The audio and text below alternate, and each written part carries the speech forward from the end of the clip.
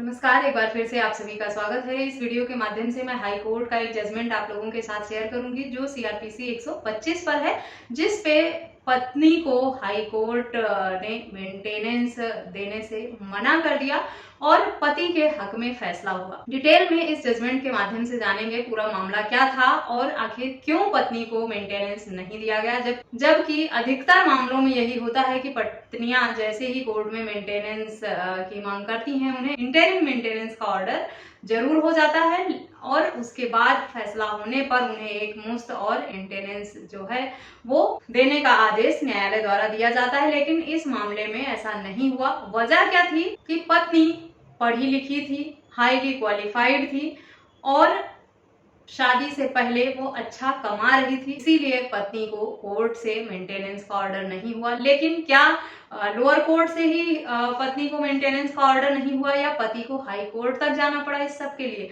इन पत्नियों को निराशा कोर्ट से बहुत कम ही मिलती है। जब भी पत्नियां मेंटेनेंस की मांग करती हैं, अपने आप को बेचारी बनाकर और कमाने में सक्षम ना कहकर, और उनके पास अपना घर चलाने के लिए अपनी जो रोजमर्रा की जरूरतें हैं उन्हें पूरा करने के लिए पैसा नहीं है, जब ऐसा वो अपने आप को न्यायालय के समक्ष शो करती हैं, तो न्यायालय उन्हें कम से कम उनके जो उनका जो रख रखाव, खाने पीने का खर्चा है, उसके हिसाब से इंटरिम मेंटेनेंस का आदेश कर ही देती है। इस मामले में भी कुछ ऐसा ही हुआ। लोअर कोर्ट से जो है वो पत्नी को 10,000 रुपए महीने का और 3 लाख रुपए एक मुश्त राशि देने का पत्नी को आदेश किया गया। पति इस आदेश से सहमत नहीं था। उसके बाद मामला सेशन कोर्ट गया। सेशन कोर्ट ने इस मामले पर पुनर्विचार करके पत्नी का जो मेंटेनेंस का आदेश था उसे 5,000 कर दिया 10,000 से, और जो 3 लाख रुपए एक मुश्त देने का आदेश हुआ था उसे 2 लाख रुपए कर दिया। अब इस फैसले से पत्नी सहमत नहीं थी, तो पत्नी हाई कोर्ट गई। हाई कोर्ट ने सेशन कोर्ट के फैसले को बरकरार रखा और ये कहा कि पत्नी अगर पढ़ी लिखी है, वेल क्वालिफाइड है, या पति से ज्यादा कमा रही थी शादी से पहले, या पति के समान कमाने में सक्षम है इस तरह का, तो पत्नी अपने लिए 100% गुजारा भत्ता मांगने के लिए पति के पास नहीं आनी चाहिए। उसे खुद से एफर्ट करना चाहिए और अपने रख रखाव के लिए अपने गुजारे भत्ते का इंतजाम खुद करना चाहिए। उसे पति पर डिपेंड नहीं रहना चाहिए, क्योंकि पति के ऊपर पहले से ही परिवार की जिम्मेदारियां होती हैं, माता पिता की, भाई बहनों की, परिवार की, मेडिकल खर्चे और घर परिवार की बहुत सारी जिम्मेदारियों का लोड पहले से ही पति पर रहता है। इस मामले में पत्नी और उसका एक बच्चा था, जिसके लिए 10,000 रुपए प्रतिमाह और 3 लाख रुपए का आदेश हुआ था, जिसे रिवीजन में जाने के बाद 5,000 और 2 लाख कर दिया गया था। हाई कोर्ट ने इस मामले की सुनवाई करते हुए यही टिप्पणी किया कि पत्नी पढ़ी लिखी है और वो पति से भी अच्छा कमा सकती है या पति के समान कमा सकती है। अगर वो शादी से पहले अच्छा अर्न करती थी, अच्छी सैलरी लेती थी, तो अब भी ले सकती है, अब भी कमा सकती है। उसे बच्चे के भरण पोषण के लिए, एजुकेशन के लिए पति का सहयोग जरूर लेना चाहिए और अपने खर्चे के लिए, अपने रख रखाव के लिए पति पर डिपेंड नहीं होना चाहिए, क्योंकि पति पर पहले ही पारिवारिक जिम्मेदारियां बहुत ज्यादा हैं और पत्नी को अपने खर्चे के लिए खुद प्रयास करना चाहिए, खुद कमाना चाहिए, क्योंकि वो खुद सक्षम है कमाने में। अगर वो शादी से पहले अच्छा कमा रही थी तो वो शादी के बाद भी कमा सकती है। बात तो सही है हाई कोर्ट का। इस तरह के मामले अक्सर होते हैं कि पत्नियां जब सोच लेती हैं शादी हो गई तो अब कमाने की जरूरत नहीं है,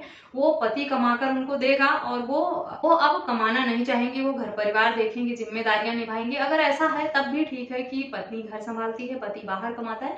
लेकिन अगर ये हो जाए कि पत्नी घर छोड़कर चली जाए, अलग रहने लगे और फिर कुछ कमाना भी ना चाहे, वो सोचे कि पति उसे कमा कर देता रहे और वो अपनी पत्नी फर्ज को भी ना निभाए, पत्नी की जो जिम्मेदारियां हैं उन्हें भी ना निभाए और अच्छा खासा मेंटेनेंस लेकर अपनी जिंदगी मौज से जीती रहे, तो ये बहुत ही गलत बात है। न्यायालय ने भी अब बहुत सोच समझ कर फैसला देना शुरू कर दिया है। पहले पत्नियों के हक में फैसले हो जाते थे, लेकिन अब देखिए आए दिन हाई कोर्ट और सुप्रीम कोर्ट के जो फैसले आए हैं उसमें पत्नियों को बहुत ही निराशा हाथ लगी है, उनके हक में फैसले नहीं हुए हैं।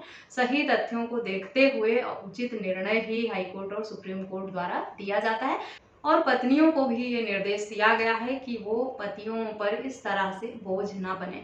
ये मामला पतियों के लिए बहुत यूजफुल होने वाला है और पत्नियों के लिए एक सबक है कि अगर वो इस भ्रम में अभी भी जी रही हैं कि उन्होंने शादी कर लिया, अच्छा कमाने वाले पति को ढूंढ लिया है और अब वो मेंटेनेंस लेकर कहीं भी अलग रह सकती हैं और अपनी जिंदगी चैन से जी सकती हैं, तो अब ऐसा नहीं होने वाला है। ये जजमेंट बहुत बड़ा एग्जाम्पल है इस बात का कि सिर्फ इसमें बच्चे के भरण पोषण के लिए, उसके जीवन यापन के लिए 2 लाख रुपए और 5,000 रुपए के मेंटेनेंस का आदेश हुआ था। बाकी पत्नी को हाईकोर्ट ने ये कहा कि आप अगर शादी से पहले अच्छा कमा रही थी तो अभी भी कमा सकती हैं, आप एफर्ट करिए और अपने लिए खुद पैसा कमाइए।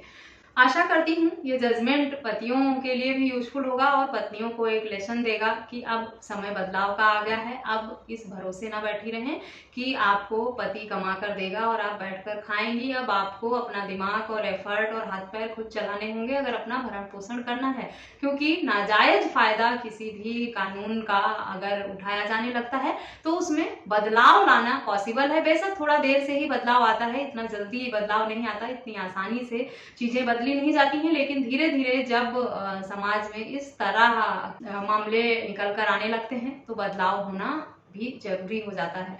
जजमेंट का लिंक आपको वीडियो के डिस्क्रिप्शन बॉक्स से मिल जाएगा, वहां से डाउनलोड करके आप डिटेल में इस जजमेंट को पढ़ सकते हैं और अगर आपका मामला भी इसी तरह से संबंधित है तो इस जजमेंट का यूज करके आप अपने हक में फैसला भी ले सकते हैं। जजमेंट को पढ़ने के बाद या मेरी वीडियो सुनने के बाद अगर आपके मन में किसी भी तरह का सवाल आता है इस टॉपिक पर या किसी अन्य टॉपिक पर भी, तो आप मुझे वीडियो में दिए गए नंबर पर व्हाट्सएप करके भी पूछ सकते हैं या कॉमेंट करके भी आपके मन में जो भी सवाल है वो पूछ सकते हैं। आशा करती हूँ ये वीडियो आपके लिए यूजफुल होगी। इस वीडियो में बस इतना ही, मिलते हैं नेक्स्ट वीडियो में, तब तक के लिए थैंक यू एंड बाय।